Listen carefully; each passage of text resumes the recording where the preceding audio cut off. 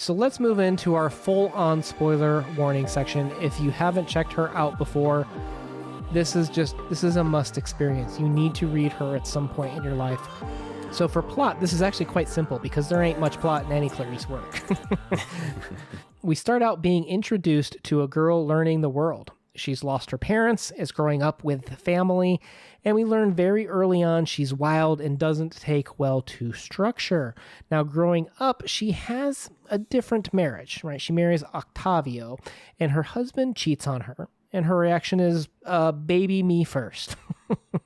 She kind of has an affair in response and enters into this really strange epiphany at the end. End plot. Oh, man. This is like the best cliffhanger ever. I was mad and happy at the same time. So good. So good. Oh, this book. Oh. All right. So in terms of analysis, I want to start off with talking about the consciousness of this book. What is in the universe, in the knowledge? Where does it start? Where does it end? Is it our world? That sort of thing. And you'll notice that when the book kicks itself off, there's these references to the clock. And there's these sound effects, the tin-lin, tin-lin. And then it just goes away. It just goes away. And then we actually, at the end of the book, come back to the clock references as well. And again, that's when the tin-lin, the tick, tick, tick, in American, I assume, is how we would interpret that sound. And that comes back at the end of the book. And what so much of the consciousness of this book is it revolves around this, this Ouroboros type of concept of just a circular motion of creation, destruction, and creation and destruction. And even the novel kind of exists in that realm too, where if you think about a clock, it starts at 12 a.m., right? Mm-hmm. Yep. And going around then. You go around, if you're assuming you have a 12-hour, 24-hour clock, whatever. It goes around, let's say 24-hour clock, a full day. And you're going to end up right at the exact same spot that you started, kind of. But when you end up at the spot that you started, it's a moment of destruction of the previous day. And it's also a moment of creation of the next day.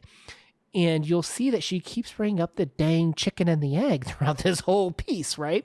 And I think, what came first, the chicken or the egg, right? I don't know if it matters, right? It's this constant evolution of creation and destruction. And that's what she's creating in this novel as well. And she uses animals almost as kind of like you need to throw off your moralistic and high standards that you believe and just realize that this world is heartless. This world doesn't care what your virtues are. It's a constant cycle of creation and destruction, and you need to accept that. Is one way I think you can interpret this novel. And I have a quote for you from the story that I think kind of encapsulates all of this with the idea of the crashing of the waves, because they are bringing life, but also the destruction of kind of the ocean as well. And in the story, it says, quote, "The grains of sand nipped her skin, buried themselves in it. Even with her eyes closed, she felt that on the beach, the waves were sucked back by the sea quickly, also with closed eyelids. Then they meekly returned, palms splayed, body loose. She was good to hear their sound. I am a person, and lots of things would follow. What? Whatever happened, she would tell herself. No one would understand anyway." Oof. Right? Like, you don't understand the journey, but everybody kind of understands that stopping and starting point at 12 a.m. and 12 p.m.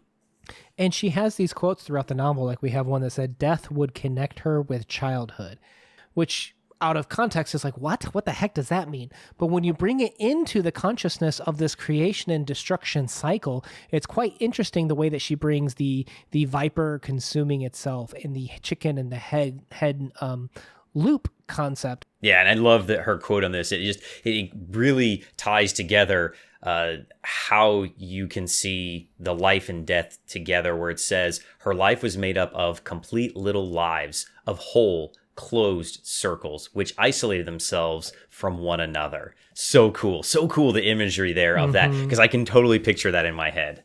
And she even had those concepts of like a circle is in and of itself defined by itself. Like, you can't use other words to really describe circle. And if you try to add other things to the circle, it becomes something else. A circle must be in and defined of itself, is what I thought was really kind of interesting. Yeah, because if you say, well, it's round, like, what do you mean? Like a circle? Right. So let's move on to freedoms and obligations in this story, because I think that's kind of one of the main thrusts of this too, that I think is even more graspable than that previous point. But marriage was meant to be empowering. It was actually illegal, I think, until 1977 in Brazil. And here comes along Clarice Lispector, many apologies to her new husband at this point in time, who is talking about how marriage can take away. This is kind of like a very mature and elongated version of Story of an Hour by Kate Chopin, that we learn that marriage, it's not that Ottavio was wrong or that he did something evil or immoral. It's the expectations that marriage put onto her were too draining for Joanna. Yeah, she's put in this situation, and it limits what she's able to do and not do. And there's no one person to blame. It's not Joanna or anyone. It's just it's happenstance of what unfolds in someone's life. And I think that Lispector is trying to work out some of those ideas of what has happened and what she's had control of and what that's done to her own personal life. Well, in no respect to Kate Chopin, but 3 pages as opposed to a 200-page book, right? So Lispector fleshes this out further, I feel like, with what is it that's so draining about marriage in her view. And I think you can see it kind of like going back to the chicken and the egg conversation. You'll notice that she put cages on a lot of things in this book, both around the chicken, right, with the chicken coop, with that being a cage put around her, but also even Clarice Lispector herself. There were many cages and railings throughout this entire book that was clearly meant to be kind of like a symbolic representation of holding her back. And I think there's 2 elements to this. There's constantly references to the animals being caged. And I think that's combined with the idea that Joanna felt caged, not by necessarily, yes, by marriage, but almost by the virtue and the expectations of what moralistic standards human beings have to follow in a marriage. And I think that's where this novel kind of leads. We end up at this kind of steamy soap opera moment when she's cheating on him. And it's kind of unrealistic in the sense of how you'd expect normal people to behave when she actually meets Lydia. And she's like, so I need to get babied up first before I let you have Ottavio. Like, I need to get knocked up. And it's just this really interesting moment. But what I think she's doing is she had this moment of freedom in childhood. And they always talk about the walls being a cocoon around her, about how the men in pictures on the walls stared at her and surrounded her. This idea of her creating a baby, creating another human being, is part of her liberating standards, not just from a creation standpoint, but also from a destruction of the cage that society has certain expectations and obligations put onto women. By breaking those and doing it on her own terms and wills, in the same way that the vipers and the horses and the animals in this world procreate, she's destroying these virtues that are being thrust upon her as well, as part of like this really associative thinking way to tie in kind of like the creation and destruction with why she's trying to kind of break these traditional virtues that humanity tries to put on her. I totally agree. I think that 100% that Lispector is writing these kind of layered ideas of Brazil's expectation of women, and that saying, all right, well, there's one way that we're supposed to be because we're literally an animal. There's another way that we're supposed to be because of religion and Catholicism in Portugal or in Brazil. And then there's a third way of what it means to be a wife in this relationship. And she wants to break all 3 of those. And it's interesting because I have a very different moralistic standard. I have a very different viewpoint on life than Clarice, but I love her writing. But I understand some of where she's coming from, because I think, even from like a woman's perspective, there's talks about the time clock, right? Women can only have babies for so long in their life. And there's women that talk about how, well, I lose my beauty as I get older, and that was a main attracting factor for them for men. Well, men have a similar experience too, right? Like, where the men that are real wild, you hear like that guy needs to find a woman. He needs to settle down because he knows a woman will tame him. when we enter into these constructs of these relationships, it changes our pure vitality and inner element. And we are giving up something, not necessarily, to me, it's not necessarily in a bad way, but in this novel, for some people, I think they can see for us, it's maybe a window. For me, it's a window. But for some people, they see the mirror where these things are just zapping things out of them. They are losing their biological time clock. They're losing their beauty. For men, they're losing their vitality and their energy.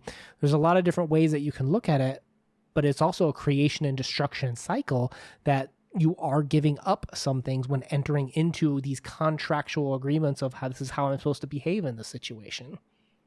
And isn't it funny that she's like, well, I'm in this contract with this marriage and he cheated on me, but this is still something that I want and I'm okay with it. And then she gets what she wants and she's like, and I think I'm going to go cheat too.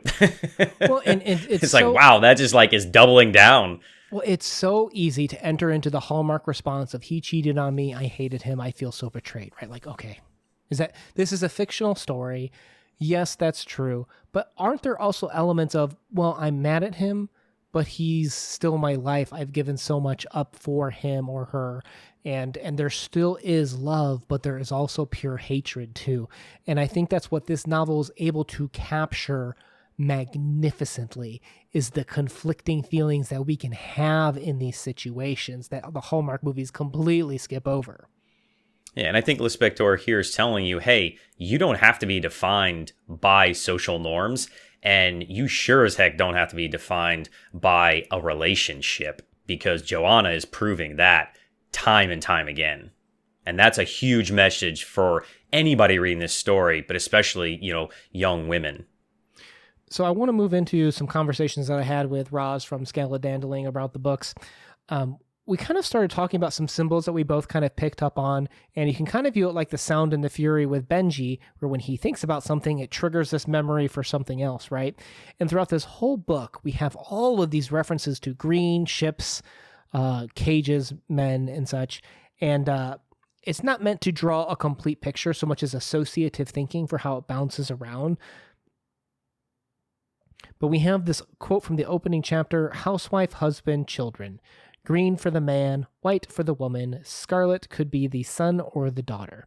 And I think Clarice, what's so magnificent about her is she creates her own symbols and palette for how she creates each of her writings.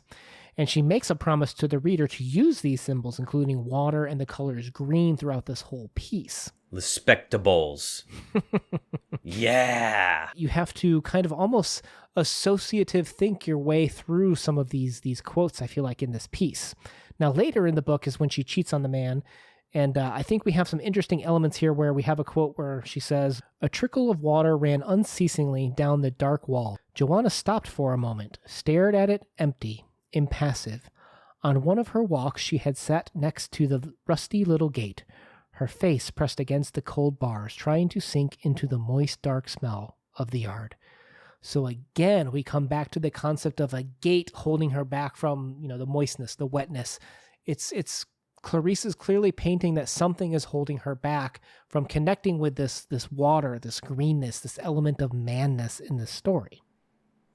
I think here too we can see that Clarice is saying, hey, your emotions can get the better of you, no matter how tough or strong you are or how determined or what you think you're going to do in life. Your emotions can override logic sometimes, is kind of how I interpreted that quote. Oh, for sure, for sure. Now, earlier we talked about that quote, death would connect her with her childhood.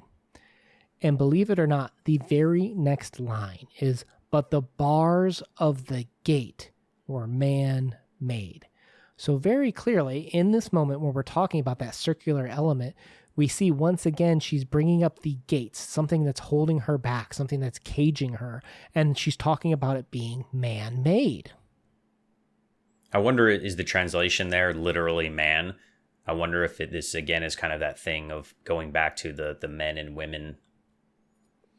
That's a good question. There's so many elements of this that I just don't want to bug Igor constantly with, "Hey man, what was the translation for this?" But you have these, Let's do it live right now. Well, you had all of these lines, like in this scene, when she's talking about being in this room, we have the scent of old apples, sweet and old, that came from the walls. So again, She's used the walls multiple times to talk about cages. And again, apples being a representative of the Garden of Eden and the creation and destruction, the destruction of the old perfect life, the creation of the man-made theoretical biblical life of a fallen state in a sense too. She's constantly bringing in these creation and destruction elements through this whole piece.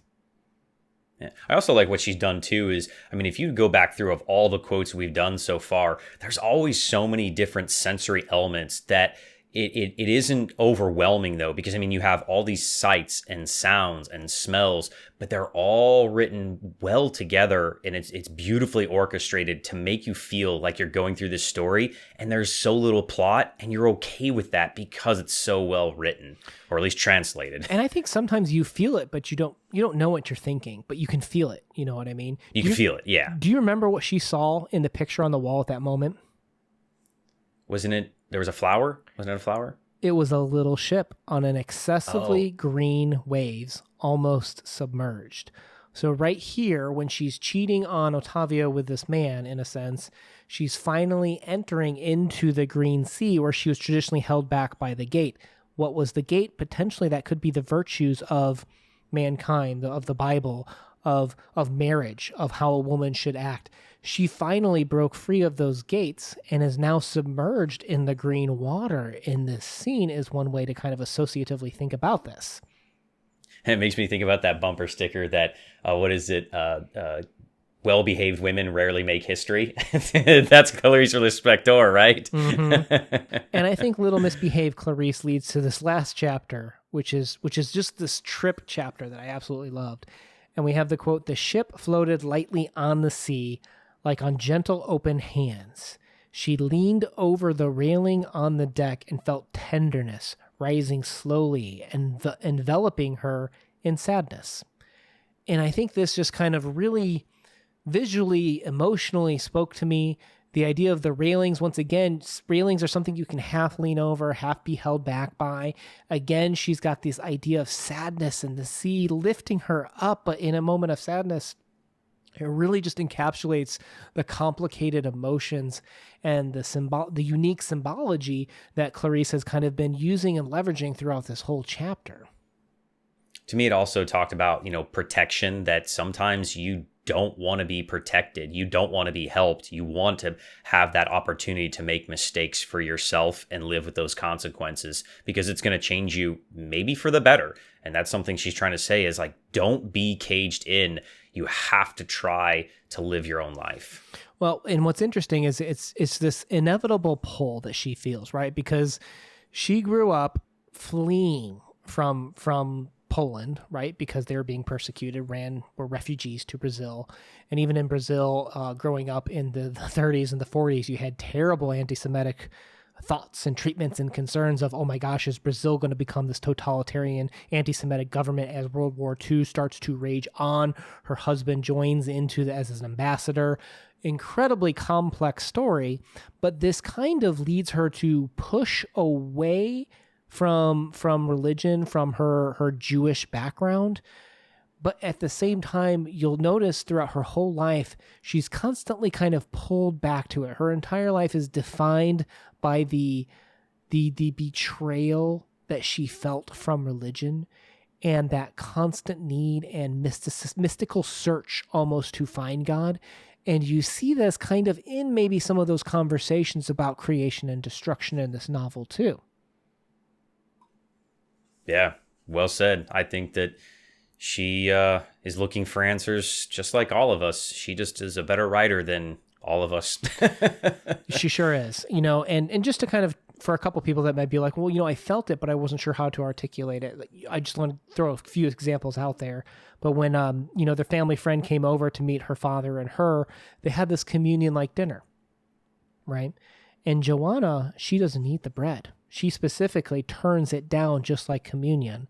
And we got the quote, "Fortunately, I get the impression Joanna is going to follow her own path." And that is so true for how Clarice led her life. And does she turn out okay in the end? The epiphany at the end was probably the highlight, the climax of the story for me. And I realize it might infuriate some people, but that whole emotional roller coaster was just something that I would I will ride that coaster again at some point in my life. I will definitely reread this novel. And just that concept of how the father was holding an egg and talking about creation with Joanna. It's just something that I could feel deep down inside, but maybe I can't articulate the best way. Well, see, the good thing about that is, Una, is you don't have to. I know that you have another perfect Lispector quote for me that will do it better than you can. So hit me. A God possessed of free will is lesser than a God with a single law, in the same way that a concept is all the more true when it need not transform itself when faced with every individual case. God's perfection is proven more by the impossibility of miracles than by the possibility. So a very unique stance with the idea of miracles make, like she's literally saying miracles make God look weak. Because he creates this world, he creates these structures, and when we create structures as imperfect beings, we constantly have to have exceptions, asterisks, we have to have amendments to our constitutions. Here she is saying the fact that he doesn't perform miracles anymore is actually all the more powerful, because then he's not admitting he made a mistake. He intended things to work this way, and that makes for a more powerful God. Wow. Wow. Yeah. I guess, can you imagine her? She's just sitting there, at her typewriter, and she's, staring at a crucifix, or, she has her notes out, and I can just imagine like her imagining saying this to a priest or to the Pope or something. And they're just like, whoa, can you write me a sermon? 'Cause that's awesome. I imagine so powerful. I imagine most people left the room from meeting with Clarice speechless. Like, just what do you say to this woman that comes up with these most unique ways of phrasing and bringing out things that you feel that you don't know how to articulate? And they always go ahead. And they always say, if you could meet anybody from history, who would you meet? And everybody always picks, the obvious ones of like Lincoln and Jesus and this and that and everything. And I think I would put her maybe like in my top 10 that I would want to sit down and I want to have, a beer, have a drink with her and have lunch and just philosophize and talk about this and, pull those things out that maybe she didn't want to put down in, because I know there was more. Had to be. She's just too well versed. It just seems like every journalist that tried just hit dead end after dead end. Like, she just would not answer questions. She was so dodgy, which just leads all the more credence to how Ben Moser made a lifetime project of creating this biography from this truly enigmatic person. Quite the interest in trying to pull out, her own influences in terms of Dostoevsky, in terms of Hermann Hesse, in terms of Spinoza, which, his philosophy had a heavy influence on this novel. We're not Spinoza specialists, so we can't really speak to that. But the ability to try to understand her through what influenced her is maybe sometimes the closest we're going to get to understanding her. Yeah. Until we meet her in heaven, right?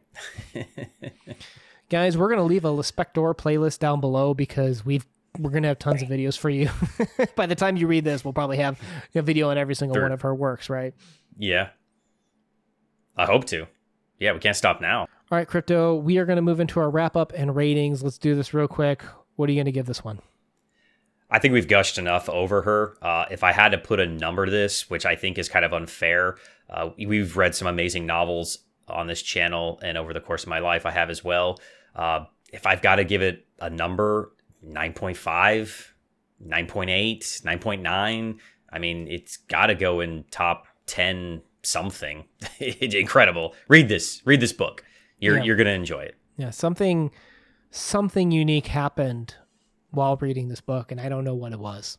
I really don't. It was a 9.5 for me, so definitely recommended for you guys to check it out. If you guys are down for awesome literature and discussions like this, please make sure you guys hit that subscribe button to follow us on this journey. We post videos every Monday and Thursday. If that sounds like something that you're interested in, we look forward to talking to you down in the comments down below. Una out. Peace.